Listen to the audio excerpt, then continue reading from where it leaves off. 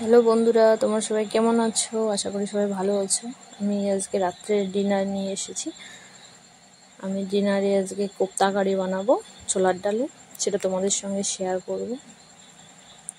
এখানে আমি ছোলা পেস্ট করে নিয়েছি, ছোলার ডাল। তারপরে এখানে আমি কাঁচা লঙ্কা আর রসুন কয়েকটা দিয়ে পেস্ট করে নিলাম, ছোলার ডালে অ্যাড করব। এখানে আমি হলুদ লবণ দিয়ে নিচ্ছি। এরপরে সামান্য পেঁয়াজ কুচি দিয়ে নিলাম, এখানে কর্নফ্লাওয়ার দিয়ে নিচ্ছি। এরপরে এটাকে আমি ভালো করে মাখিয়ে নেব। এরপরে তরকারির জন্য আমি এখানে গোটা জিরে নিয়েছি, শুকনো লঙ্কা, রসুন, আদা কুচনো, পেঁয়াজ,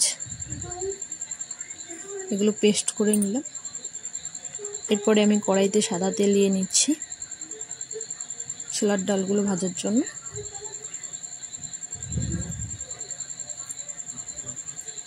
এগুলোকে আমি হালকা ভেজে নেব।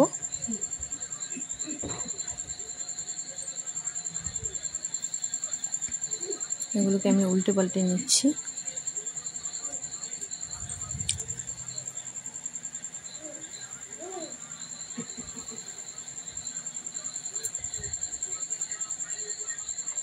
আমার ভাজা হয়ে গেছে, আমি নামিয়ে নিচ্ছি।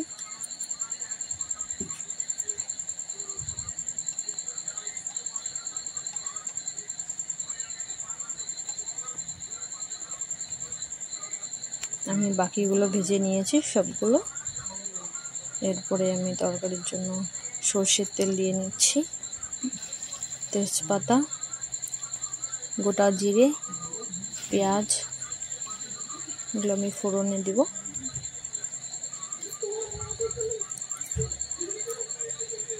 আমার পেঁয়াজ ভালোভাবে ভাজা হয়ে গেছে। এরপরে আমি যে মশলাটা পেস্ট করে রেখেছি সেই মশলাটা দিয়ে দিলাম।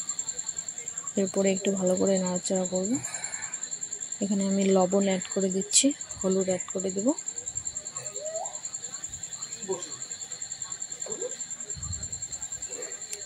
আমার মশলাটা ভালোভাবে কষানো হয়ে গেছে। এরপরে আমি সিদ্ধ করে কেটে রাখা আলুটা দিয়ে দেব।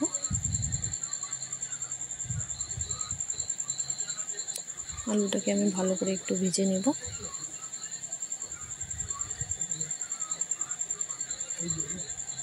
ভাজা হয়ে গেছে, আমি এখানে একটু জল অ্যাড করে দেব।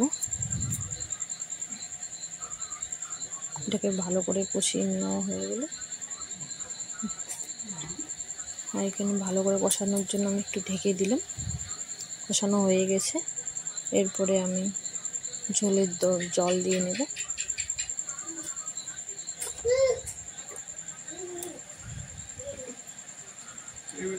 আমি একটু বেশি জল দিয়েছি, কারণ ছোলার ডালের পকোড়াগুলো একটু সিদ্ধ হবে এবং জলটা টেনে নেবে।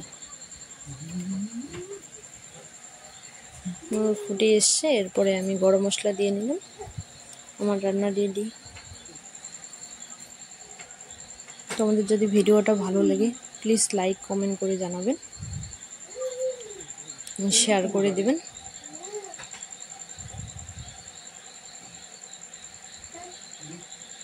আজকে আমাদের ডিনারের মেনু ছোলার ডাল, পটল ভাজা, ছোলার ডালের